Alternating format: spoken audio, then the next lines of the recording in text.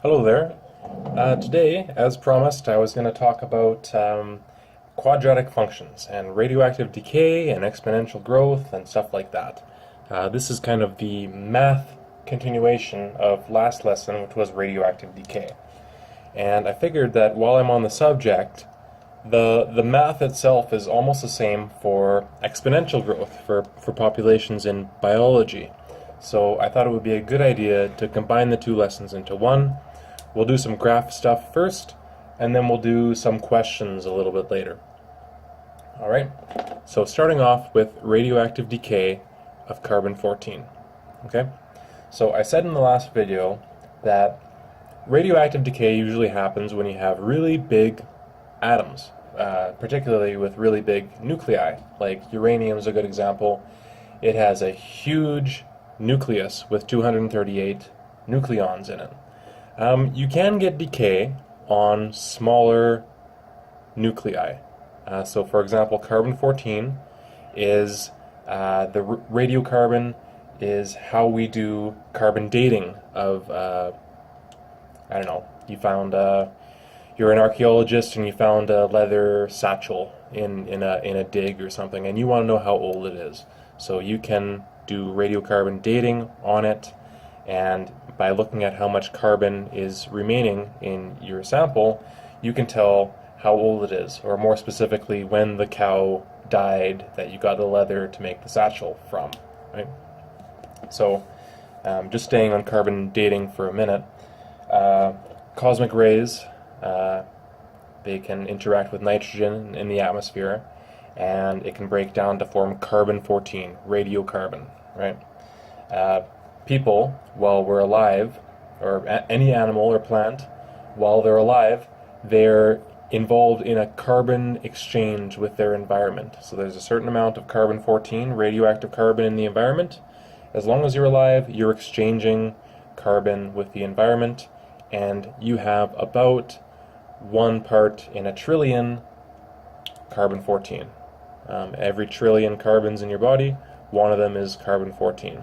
Once you die, all of that carbon exchange shuts down, and you start from that one part per trillion, and it starts to trail off. And as long as you don't get more than about 50,000 years, you can use that amount to tell exactly when, or about when, an organism died. All right. So let's say that the amount, we're just going to call it 100% of the original amount, alright? And let's start doing some graphing here. So I'll use a red pen for my decay questions and a green pen for my growth questions, and we can look at our carbon over time, over thousands of years. Now the half-life of carbon-14 is,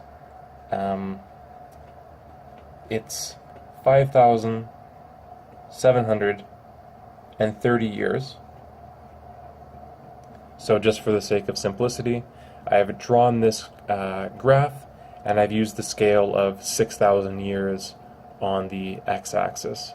Anytime you have a graph with time, time will always be the independent variable. And then on the side here, it's just a fraction remaining of C14 radiocarbon, right? So, starting off with 100% of the original amount, which is about 1 part per trillion, after 6,000 years, after one half-life, we're going to reduce the amount of carbon-14, which is in our sample, by half, right? After another 6,000 years, after another half-life, we're going to reduce by half again, okay? After 18,000, we'll reduce by half again. After 24, half again, and so on.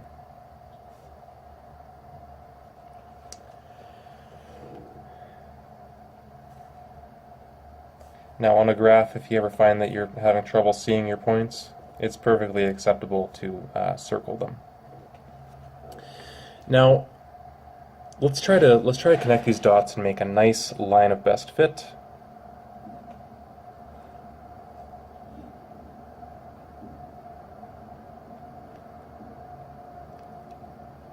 I'm never very good at this. Alright. So you can see that the amount of radiocarbon which is in our sample is decreasing over time, but the rate at which it's decreasing is also decreasing over time. So if we look at our graph, the slope of the graph as we go on through time is constantly getting more and more shallow, which means that the rate at which our carbon is going away is decreasing, right? And mathematically, this line approaches zero. It approaches having no carbon-14 left, but there will never be no carbon left. Mathematically, this line approaches zero, but will never be zero.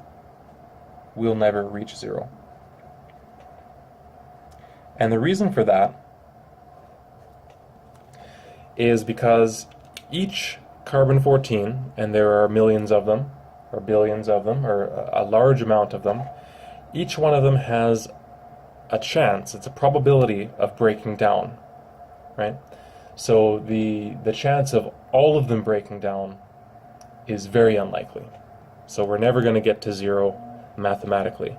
In real life, if we have just 10 atoms of carbon-14, yeah, eventually they'll all go away and we'll reach zero. But when we're talking about something on the macro scale, a human being, or the remains of an animal, or that leather satchel we started the question with, we're never really going to reach zero. But our carbon dating only really works over the time scale of about 50,000 years, about 10 half-lives. Right? Then it starts to get a bit too inaccurate. Okay, so I think that's all I wanted to mention for this one. The important points are we're never going to reach zero, and that the rate of decrease in breakdowns per time is decreasing over time. And it will eventually decrease until there's almost no radioactivity left. And unfortunately, it's never going to reach zero. Okay? So now let's look at exponential growth. So on this graph, I've got time elapsed in years, and I've got rabbits, number of rabbits.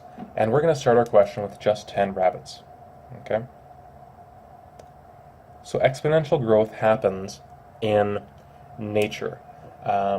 If you have a population which have a nice environment which allows them to grow very rapidly, you'll get exponential growth. Okay? So I'm going to suppose, for the sake of the question, that we are interested in breeding rabbits. We have 10 rabbits to start out with, and we have lots of time, and we've got lots of resources available for the rabbits in the environment. Okay? Now, I don't know how long it takes rabbits to reproduce, but let's say, for the sake of the question, that they're able to double in number every year. Okay? So after our first year, we will have doubled the number of rabbits from 10 to 20. Okay? After the second year, we will have doubled the number of rabbits from 20 to 40. 3 years, we'll go from 40 to 80. 4 years, we'll go from 80 to 160.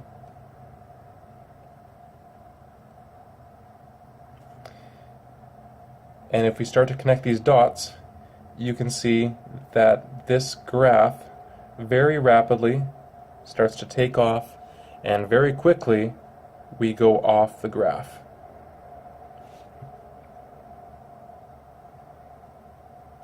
Okay, so we get kind of a, well, I didn't do a very good job of connecting those dots, but you can see that we get kind of a U-shaped, exponential, kind of an X squared shaped graph, right?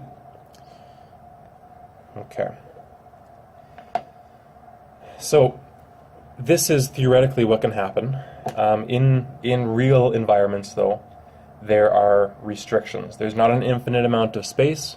There's not an infinite amount of food. And once we start to reach the amount of space and food that are available for our rabbits, which is called the carrying capacity, so let's suppose that only 160 rabbits can be supported by the environment that we have. So 160 is our carrying capacity. Carrying capacity. We're not actually going to follow this theoretical curve. We're going to follow a sigmoid curve, right? So instead of going straight up to meet the exponential growth, it's going to at some point start to make an S shape. And it'll slow down, and it'll eventually meet the carrying capacity, okay? So this is the exponential growth, which is theoretical. This is the sigmoid curve, which is the more realistic projection of how this population of rabbits is going to grow. Okay.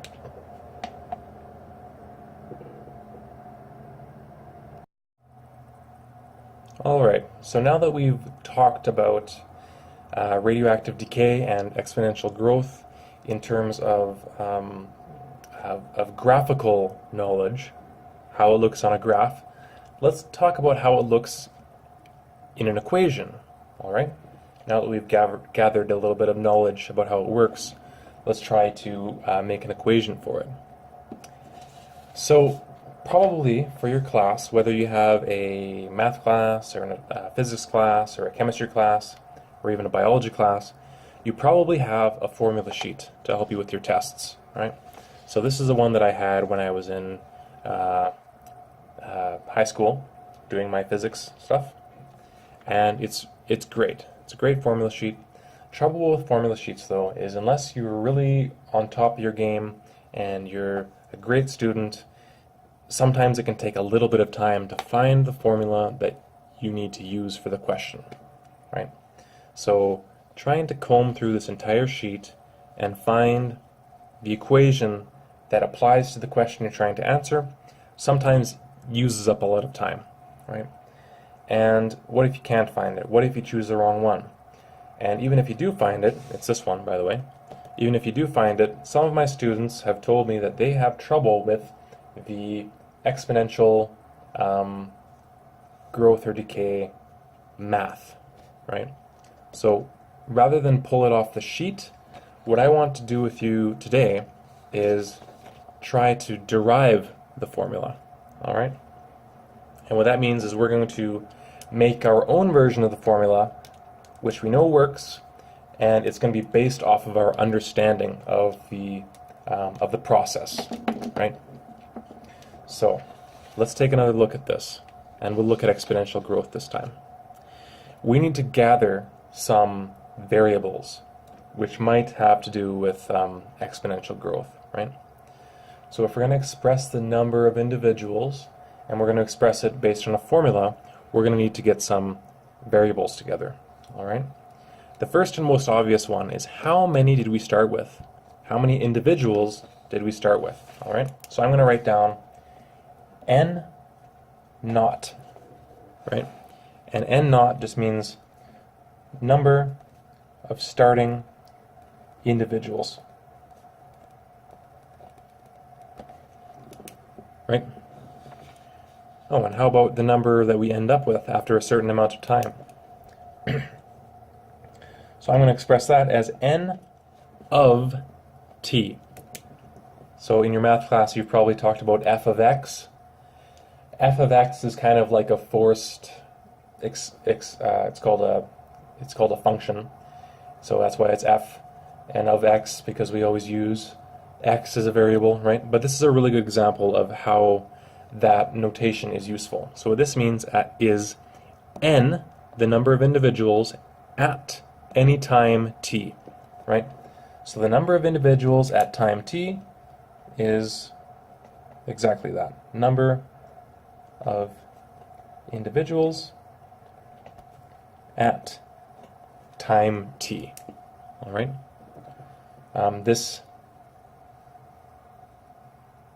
This notation, n of t, is very useful. All right, what else do we need? We need to know something about the independent variable, right? The number of doubling events, and the way that we get that is we get the time elapsed, and we we find the amount of time that it takes for a population to double, right? So that's all we need, is t is the time elapsed,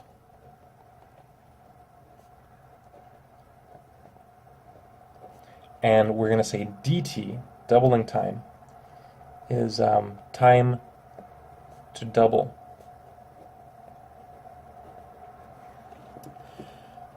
The last thing that we need, the very last thing, and it might seem like a triviality, is the factor by which the increase happens, right? So we're talking about our population in terms of every 1 year it doubles. It increases by a factor of 2, right? In some questions, some of the more difficult questions, it'll say instead of this population doubles every 6 years, it might say this population increases by 15% every 1 year, or something like that, right? So in that case, it wouldn't be 2, it would be 115, right, percent, 1.15. That would be how you would plug in the equation in a more difficult problem like that, all right? So, how are we going to write this equation? I think the equation should be written as n of t equals something, right? The number at time t equals something. And what it's going to be is it's going to be the number that we started with, right? The number that we started with, 10. And what happens to that 10? It gets multiplied, right? It gets multiplied by 2 times 2 times 2 times 2, and it gets multiplied by 2 however many times you want, right?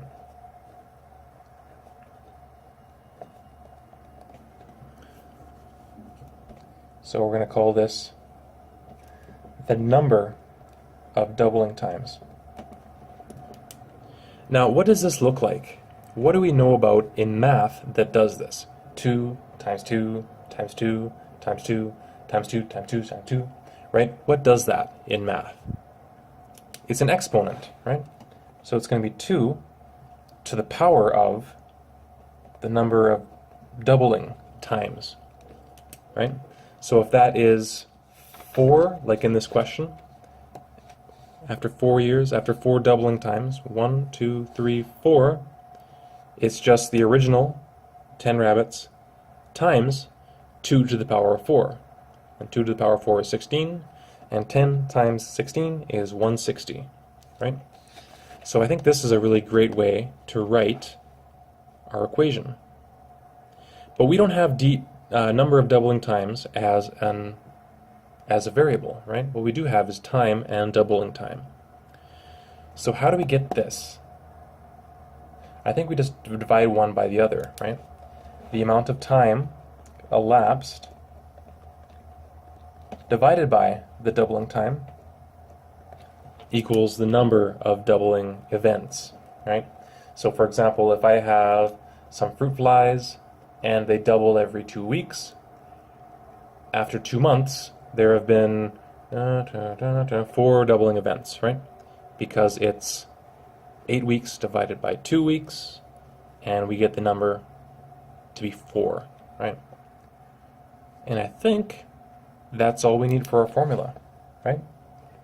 N of t equals n at time 0 times 2 to the power of t over dt. And that, my friends, is our lovely exponential growth formula. And we're going to come back to this and use this in a few minutes. Before we do, let's talk about what the exponential decay formula looks like. Now we can derive it again in the exact same way, changing these variables and changing this for not 2 but for 1/2, right? But I'm going to just skip over that. I'm going to assume a smart audience that's going to be able to keep up with this leap of faith. Instead of n, the number of individuals, we're going to talk about the amount, and the amount might be a percentage or might be a proportion. Remember, with this one, we just called the amount 1, and then 0.5, and then 0.25, and then 0.1125, right? Or 0.125. So it's just a proportion, right? So that's why it's going to be amount instead of number, because it's going to be less than 1, probably. AT, the amount at time t, is equal to the original amount, amount 0, times 1/2, because that's the factor by which it increases, right?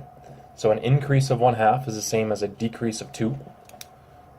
And it's going to be to the power of the time elapsed divided by half-life instead of doubling time, right?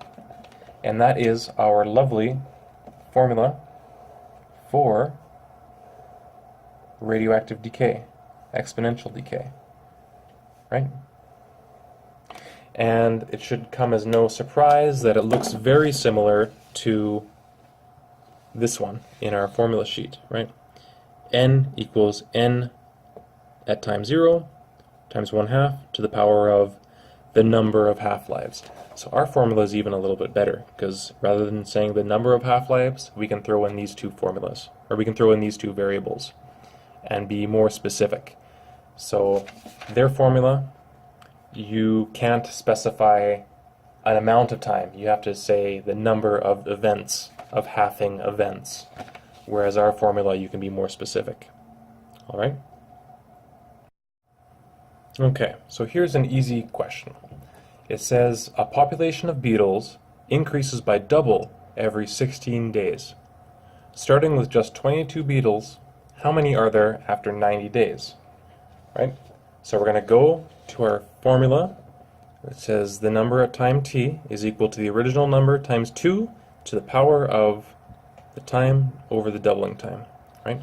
So let's copy that out.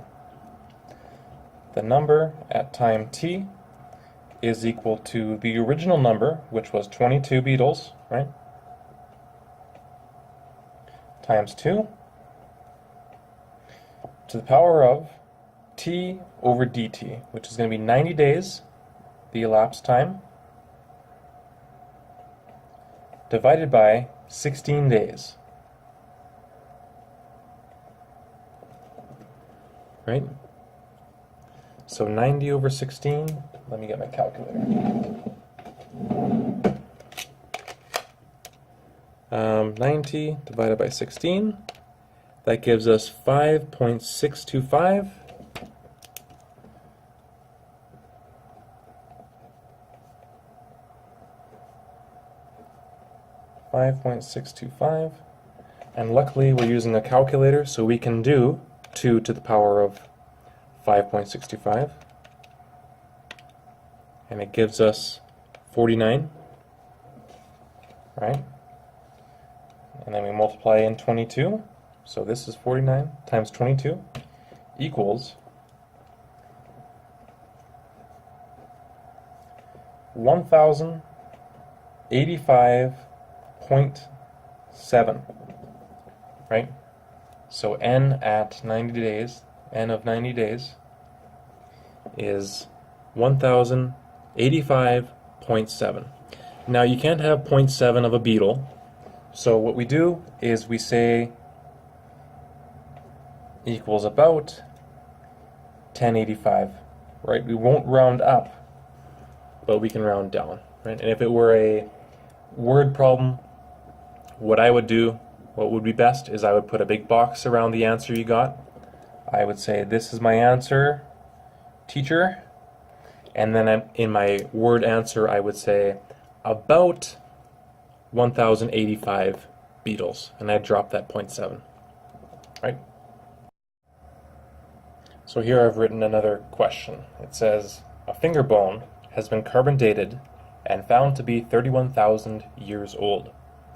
Radiocarbon has a half-life of 5,730 years. If the sample has 2.42 times 10 to the negative 14 proportion of radiocarbon, carbon-14, what was the original carbon-14 content? Right? So we're going to do it the same way. The only difference is our variable is a different one now. We know how much carbon-14 is remaining after this time. We're going to try to find out the original amount, right? So don't let that throw you off. So what we're going to do is go A of t equals A naught times 1/2 times t over the half-life, right? A of t, we know that A of t is this number, 2.42 times 10 to the negative 14, right? Equals A naught, it's 1/2, and then t over HL is going to be the time elapsed, 31,000 years,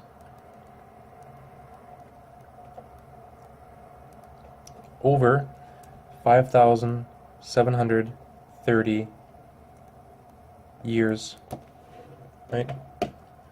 So just solving for this for now, let's go with 13,000.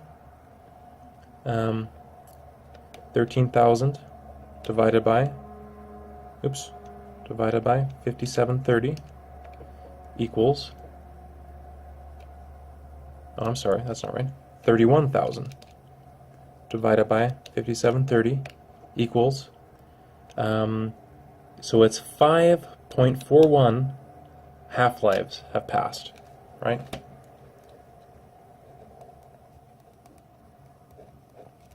So I'll write that down as the exponent, 5.41. Now 1/2 to the power of 5.41. Sorry, I have to hold my calculator at a steep angle for you to see it.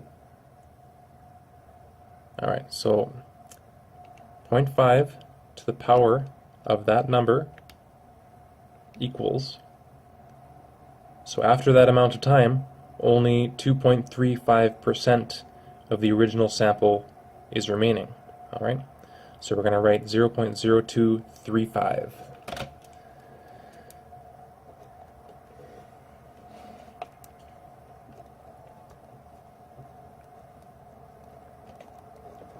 Right? And that's equal to our original 2.42 times 10 to the negative 14. Okay, so now all we have to do is divide both sides by this 0.0235, and I think you know that when you divide by a number which is smaller than 0, you increase the amount, right? So for example, if I have a 4-liter jug of milk and I want to pour them into 1/4 of a liter cups, 4 divided by 1/4 is 16, right? You've increased the number. So let's see here. We'll go our original number, which was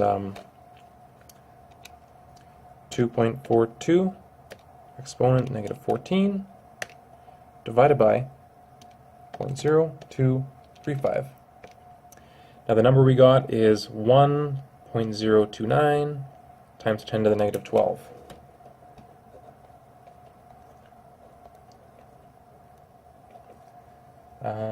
Times 10 to the negative 12. And 10 to the negative 12 is a millionth of a millionth, right?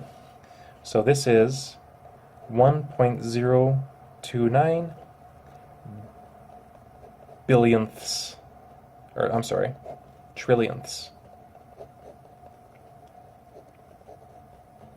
So our lesson has come full circle. We were talking about radioactive decay of carbon-14, and that originally you have about 1 part in a trillion in your body is carbon-14 if you're alive, and this finger bone started off with about 1 trillionth of its carbon being carbon-14. Alright? Now, just one last thing I want to show you before we end the lesson is what happens if the unknown in your question is in the exponent. Right? So suppose you have a question that says, I started off with 16 fruit flies and now I have 650, right? So let's write that out. 650 equals 16, and they double every, I don't know, 2 weeks or something like that. So how long does it take for me to get to that 650, right? So the variable is up here in the exponent. How do I solve this? Now, in high school, I don't think you have a question like this, but what you do have to do if you get a question that looks like this is you simplify it a bit. So we'll go 650 divided by 16 is 40.625. 40.625 equals 2 to the power of this stuff, right? And what this is, you can solve this by converting it into a logarithmic expression, right? So maybe you'll learn how to do this in Math 30 or something like that. So this exponent equals log base 2 log base 2 of this number. So the way I always remember it is write it out simply, and then it just goes backwards. T1/2 equals log base 2 of this, right?